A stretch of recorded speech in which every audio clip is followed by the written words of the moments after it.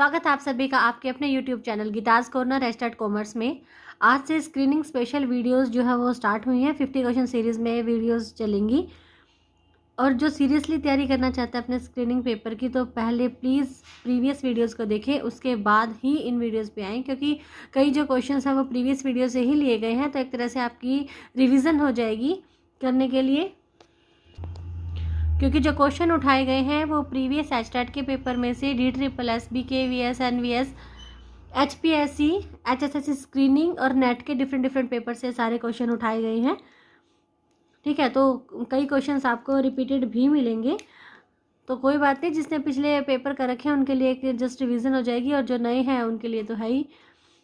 तो करते हैं स्टार्ट। आज का फर्स्ट क्वेश्चन है हमारा, when adjusted purchase is shown on debit column of trial balance then. देखिए रेड पेन से क्वेश्चन लिखा गया और ब्लू पेन से उसका आंसर। जब एडजस्टेड परचेज को ट्रायल बैलेंस के डेबिट कॉलम में दिखाया जाता है तो इसका मतलब क्या होता है कि both opening and closing stock will not shown in the trial balance, की ओपनिंग और क्लोजिंग बैलेंस जो है स्टॉक का वो ट्रायल बैलेंस में नहीं दिखाया जाएगा। नेक्स्ट है the cost incurred in providing goods and services is called as. देखिए वो लागत जो वस्तुओं और सेवाओं को प्रोवाइड करवाई जाती है उस टाइम पे जो लागत आती है उसे क्या कहते हैं, एक्सपेंसेस कहते हैं। जैसे प्रोडक्शन हो गया, उसके बाद कंज्यूमर तक जो गुड्स एंड सर्विसेज पहुंचाई जाती है तो बीच में जितने भी एक्सपेंसेस, सेलिंग एक्सपेंसेस हो गया, एडवर्टीजमेंट एक्सपेंसेस है, वो सारे उन्हें एक्सपेंसेस बोला जाता है। नेक्स्ट है historical cost is used for recording value of purchase of an asset because dash applies. देखिए हिस्टोरिकल कॉस्ट पे जब भी एसेट्स को लिखा जाता है ना तो उनको ऐतिहासिक लागत पर, यानी कि जिस वैल्यू पे वो खरीदी गई थी उन्हीं पे लिखा जाता है। क्यों?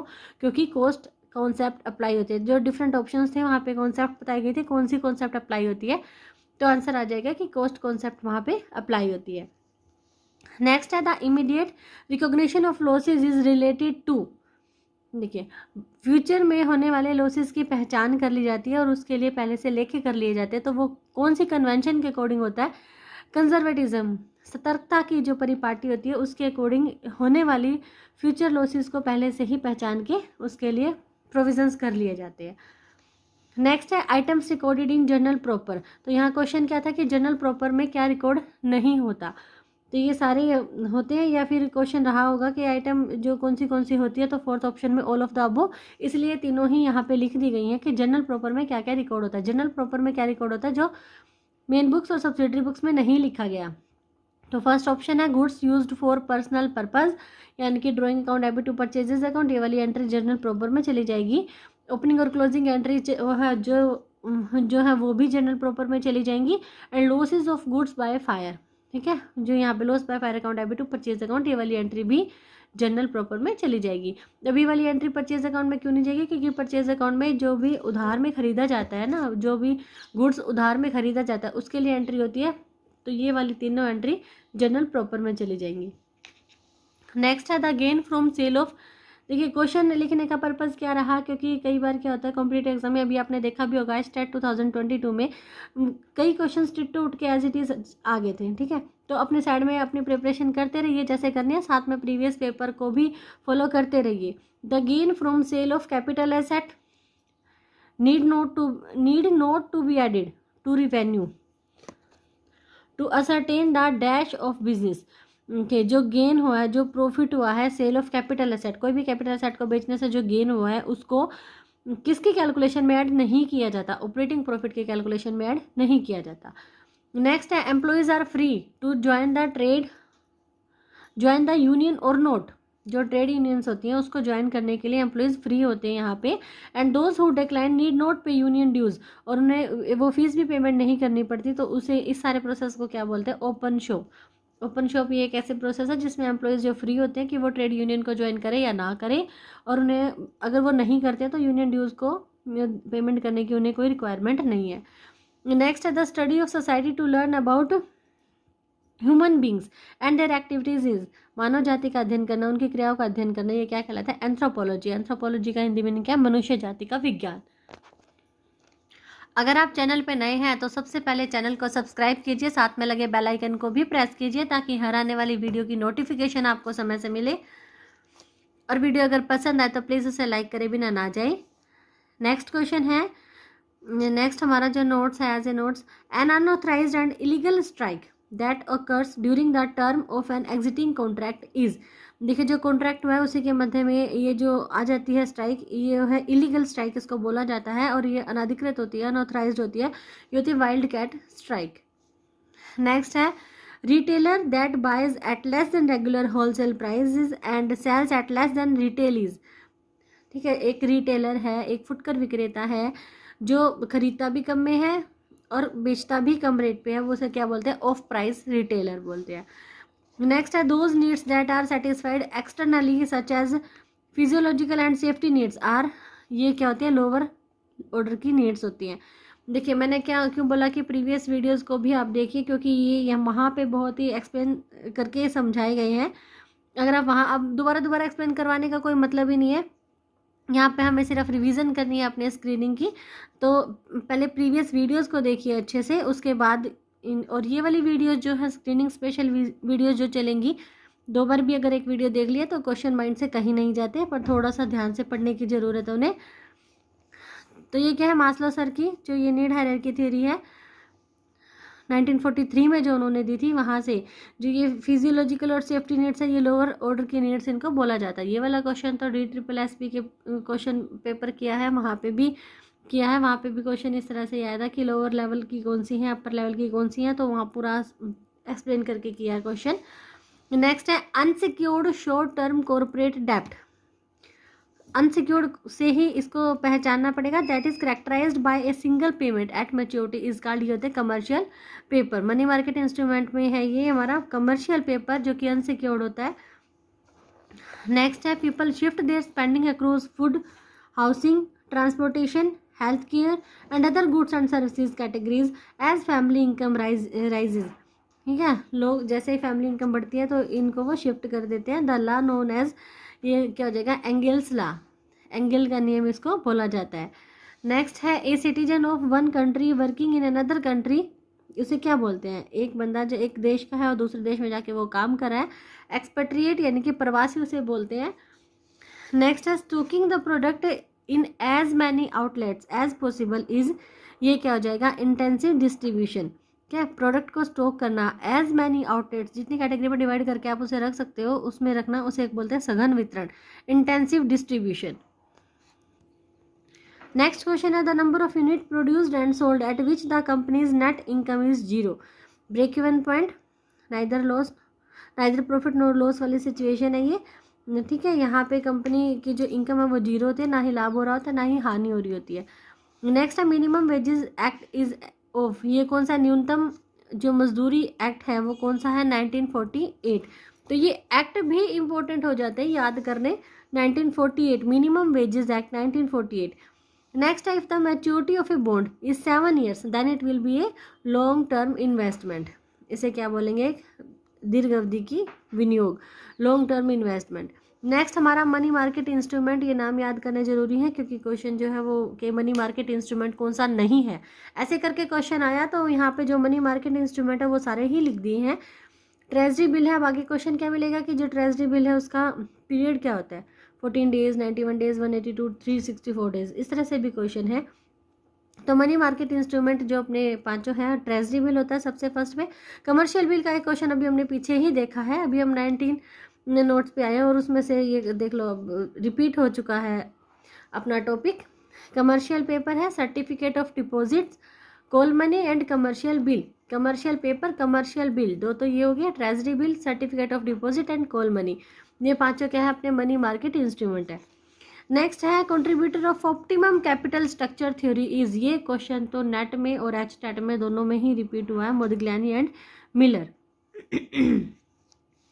नेक्स्ट है true statement for the difference between cheque and bill of exchange, bill of exchange और चेक में कौन कौन से डिफरेंसेस के लिए जो ट्रू स्टेटमेंट है वो यहाँ लिखी गई है, क्योंकि जो क्वेश्चन था वो था कि जो सही नहीं है उसे छाटिए, तो सही नहीं है वो हमें क्यों पढ़ना है, जो सही है वो पढ़ लेते हैं। तो तीनों स्टेटमेंट सही थी इसलिए लिख ली। चेक में भी closed but not a bill of exchange, cheque को क्लोज किया जा सकता है लेकिन बिल ऑफ एक्सचेंज को नहीं किया जा सकता। A cheque is always drawn on a banker while a BR इनकी bill of exchange may be drawn on anyone including a banker, ठीक है, बैंकर को के ऊपर भी लिखा जा सकता है और किसी के ऊपर भी लिखा जा सकता है। बैंकर का ना, जिसका बैंक में अकाउंट है, तो चेक तो उसी के नाम कटेगा ना।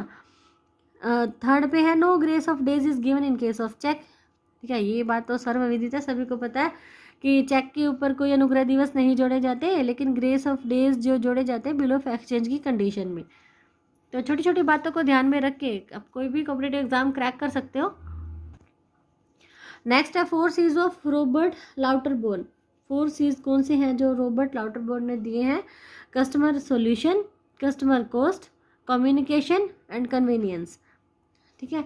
नेक्स्ट है 23 true statement for the difference in capital and revenue expenditure. देखिए ये वाला तो अभी 2022 के पेपर में भी रिपीट हुआ था। 2 स्टेटमेंट दे रखी थी, पूछा गया था कि कौन सी सही है, केवल 1 सही है, केवल सेकंड सही है, दोनों सही है, दोनों ही गलत है। तो ये वाली, और पहले भी स्टेट में आई है ये कि capital expenditure increase earning capacity while revenue expenditure maintain earning capacity. इसी बात को ध्यान में रखना है कि जो पूंजीगत व्यय है वो अर्निंग कैपेसिटी को बढ़ा देते हैं, लेकिन जो रिवेन्यू एक्सपेंडिचर है वो उसे बनाए रखते हैं। नेक्स्ट है contract of insurance is a contract of uberrimae fidei. What is the meaning of uberrimae fidei का मतलब यहाँ पे क्या होता है? अटमोस्ट गुड फेथ, यानी कि जब हम इंश्योरेंस करवाते हैं तो हमें सभी बातों को साफ साफ, सही और स्पष्ट शब्दों में उजागर करना चाहिए। अटमोस्ट गुड फेथ के ऊपर ये हमारा इंश्योरेंस जो वो टिका हुआ होता है। नेक्स्ट है dash develop a model for predicting bankruptcy by using financial ratio. Ratio की सहायता से, क्या रेशो की सहायता से दिवालियापन का पता लगाया जाता है। इसमें एक मॉडल जो दिखाया गया वो एडवर्ड एल्टमन ने दिखाया था। तो यहाँ पे राइटर का नाम पूछा कि किन्होंने इस मॉडल को डेवलप किया था। फाइनेंशियल रेशो की सहायता से जो मॉडल दिखाता है हमें वो है एडवर्ड एल्टमन का मॉडल। नेक्स्ट है मेजर कंज्यूमर प्रमोशन टूल्स कौन से होते हैं? ऐसे तो बहुत सारे होते हैं, जो क्वेश्चंस में थे वो यहाँ पे लिख दिए। Major consumer promotion tools, consumer को बढ़ाने वाले जो टूल्स हैं वो कौन से होते हैं? फर्स्ट अपना रिबेट, छूट को देख के तो कोई भी कस्टमर अट्रैक्ट होता है। पैट्रेंज अवार्ड्स, संरक्षण पुरस्कार यहाँ पे दिए जाते हैं। टाई इन प्रमोशंस, तो ये तीनों ही क्या है? मेजर कंज्यूमर प्रमोशन टूल्स है। नेक्स्ट है trading in equity. Trading on equity is related to, trading on equity में क्या होता है कि बोरोविंग फंड्स ज़्यादा होते हैं, शेयर कैपिटल कम होती है, तो more borrowed funds and less share capital, ये हमारा आंसर हो जाएगा। नेक्स्ट थी कि भाई कौन सी लिमिटेशन नहीं है, तो जो लिमिटेशंस थी वो यहाँ तीनों लिख दी कि पॉसिबिलिटी ऑफ विंडो ड्रेसिंग यहाँ पे विंडो ड्रेसिंग के कारण जो रेशियो एनालिसिस होता है वो भी गलत हो जाता है। सेकंड है inherent limitations of accounting record, उसमें अपने आप ही बहुत सारी लिमिटेशंस आ जाते हैं अकाउंटिंग रिकॉर्ड को लिखने में। और थर्ड है effect of price level changes को ये बिल्कुल ही इग्नोर करता है, तो ये तीनों ही इसकी लिमिटेशंस आ जाएंगी। नेक्स्ट में है full form of OTP one time password. Next है पीरियड कॉस्ट का मतलब क्या होता है? फिक्स कॉस्ट होता है। पीरियड कॉस्ट मतलब फिक्स कॉस्ट जो कि फिक्स है उस पीरियड की। नेक्स्ट है the term opportunity cost refers to, ये वाला क्वेश्चन ही स्टार्ट में 2 बार आया। The cost forgone in favour of production of another product, ठीक है, एक का प्रोडक्ट करने में दूसरे प्रोडक्ट की जो परित्यक्य लागत होती है वो यहाँ पे अपॉर्चुनिटी कॉस्ट हो जाएगी, अवसर लागत जिसको बोलते हैं। नेक्स्ट है एक्सपेक्टेंसी थ्योरी ऑफ मोटिवेशन, प्रोपाउंड किसने की? विक्टर ब्रूम ने की। नेक्स्ट है the budget that is prepared first of all, budget for the key factors, ठीक है, जो सबसे पहले बजट बनता है उसे क्या बोलते हैं? Budget for the key factors. Next है under which section minimum alternate tax, यानी कि मैट की फुल फॉर्म भी आ सकती है। MAT, what is the full form of MAT? तो मिनिमम अल्टरनेटिव टैक्स, और इंट्रोड्यूस किया गया है फाइनेंस एक्ट 1985 में। तो कौन से सेक्शन में किया गया है? Section 115J of income tax act 1961। Next है प्योरली कॉम्पिटिटिव मार्केट की जो करेक्टरिस्टिक्स है वो आपको यहाँ पे छाटनी थी इस क्वेश्चन में। तो large number of buyer and seller, तो सबसे जो कॉमन होती है करेक्टरिस्टिक्स तो यही है। हमारा जो पूर्ण प्रतियोगिता बाजार है उसमें बहुत सारे सेलर होते हैं, बहुत सारे बायर होते हैं। Father of scientific management FW Taylor sir. Next example of capital expenditure, furniture खरीदा, वो कैपिटल एक्सपेंडिचर का एग्जाम्पल यहाँ क्वेश्चन में पूछा गया था। नेक्स्ट क्वेश्चन क्या है? Organisational factor of McKinsey 7S framework. अब क्वेश्चन क्या आ सकता है कि 7S का जो फ्रेमवर्क है वो किसने दिया? मैकिंसे ने दिया।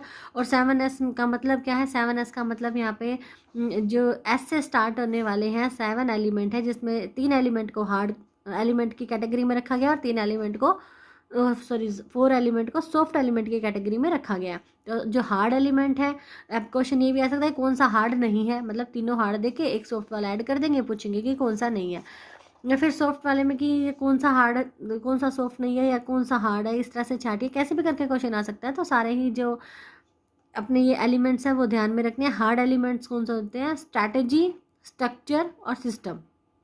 Strategy, structure, system. Strategy, structure, system, तो 3 बार इसको ऐसे बोले तो याद हो जाएगा, स्ट्रैटेजी, स्ट्रक्चर और सिस्टम। और सॉफ्ट में क्या होते हैं? Shared values, staff, style, skill. Shared values, staff, style और स्किल। ठीक है, 4 हमारे सॉफ्ट एलिमेंट है। नेक्स्ट है नेशनल इनकम, पता नहीं कितनी बार रिपीट होगा। नेशनल इनकम को दूसरा नाम क्या है? NNP@FC, net national production at factor cost. Net national production at factor cost. Next है dash theory, is theory of motivation.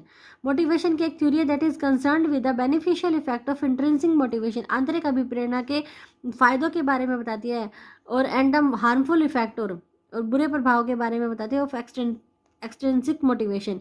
बाह्य जो अभिप्रेरणा उसके बुरे प्रभाव और जो आंतरिक अभिप्रेरणा उसके लाभकारी प्रभावों के बारे में कौन सी थ्योरी बताती है? सेल्फ डिटर्मिनेशन थ्योरी बताती है। तो 41 है management role approach develop by. Management role approach किसने दी है? हेनरी मिंजबर्ग ने दी। नेक्स्ट है Indian partnership act 1932। Next, all the properties of order, interval and zero origin are simultaneously opposed by. ये कौन से स्केल में यूज़ की जाती है? सारी प्रॉपर्टी रेशो स्केल में यूज़ की जाती है। नेक्स्ट है कमीशन रिसीव, कौन सा अकाउंट है ये हमारा? Commission receive is nominal account. ठीक है, credit all the income and gain, nominal account का रूल है, तो रिसीव हो रहा है, गेन है मतलब इनकम है हमारी, तो नॉमिनल अकाउंट में आ जाएगा। नेक्स्ट है मास्टर बजट, क्या होता है? मास्टर बजट एक समरी बजट होता है। नेक्स्ट है stages of product life cycle. अब यहाँ से कैसे क्वेश्चन बनता है कि कौन सी स्टेज नहीं है, या कौन सी स्टेज इसके पहले आती है, कौन सी स्टेज इसके बाद आती है, तो सीरियल वाइज ये सारी स्टेज करनी है। प्रोडक्ट लाइफ साइकिल की सबसे पहले एक प्रोडक्ट का इंट्रोडक्शन होता है, उसके बाद उसकी ग्रोथ होती है, फिर मैच्योरिटी आती है, फिर सैचुरेशन, फिर वो डेक्लाइन और फिर ऑब्सोलेंस। सबसे पहले प्रस्तुतिकरण, उसके बाद उसका विकास होता है, फिर वो मैच्योरिटी परिपक्वता धारण करती है, फिर सैचुरेशन संतृप्ति आती है, और फिर डेक्लाइन पतन हो जाता है, फिर वो अपरचलन हो जाती है। नेक्स्ट है dash element of the promotion mix do wholesalers generally apply to obtain their promotional objective. ये कहते हैं ट्रेड प्रमोशन। होल सेलर के बारे में अगर पूछ ले तो वो ट्रेड प्रमोशन आ जाएगा। नेक्स्ट है dash GATT was transferred into WTO। GATT WTO में कब परिवर्तित हुआ? 1 जनवरी 1995 को। और ISI is the quality certification mark है used in case of electrical equipment. भाई क्वेश्चन क्या था? ISI जो मार्क यूज़ करते हैं वो कौन से फील्ड में करते हैं, कौन से इक्विपमेंट के लिए करते हैं? इलेक्ट्रिकल इक्विपमेंट के लिए करते हैं। और नेक्स्ट देखिए प्लानिंग प्रोसेस, ये है प्लानिंग प्रोसेस। 2021 में एक हमारा ये सेट द प्रीमाइसिस ये पूछ लिया था कि ऑर्गेनाइजिंग के बारे में, तो वहाँ पे ये इसको कैंसिल करना था क्योंकि तो प्लानिंग के अंदर है, ऑर्गेनाइजिंग के अंदर नहीं है। प्लानिंग प्रोसेस में क्या होता है? सबसे पहले ऑब्जेक्टिव को सेट किया जाता है, उसके बाद डेवलपिंग प्रोमाइसिस, अपने जो भी प्रोमाइसिस है वो डेवलप किए जाते हैं। 3rd नंबर पे आइडेंटिफाई होती है अल्टरनेट कोर्सेज ऑफ एक्शन की, कि डिफरेंट जो काम करने के तरीके हैं कौन से हैं। तो 4th नंबर पे उनको इवेल्युएट किया जाता है, इवेल्युएटिंग अल्टरनेट कोर्सेज। और 5th में है सिलेक्टिंग एन अल्टरनेट, फिर एक अल्टरनेट को सिलेक्ट किया जाता है। 6 पे है इम्प्लीमेंटिंग द प्लान, और 7th पे आएगा फॉलो अप एक्शन। ठीक है, प्लान को एक्टिव कर दिया, अगर वो ठीक ठाक चल रहा है तो उसको फिर आगे भी फॉलो किया जाता है। तो ये थी हमारी प्लानिंग प्रोसेस, और ये थे आज के 50 क्वेश्चंस। मिलते हैं नेक्स्ट वीडियो में, टिल देन बाय बाय।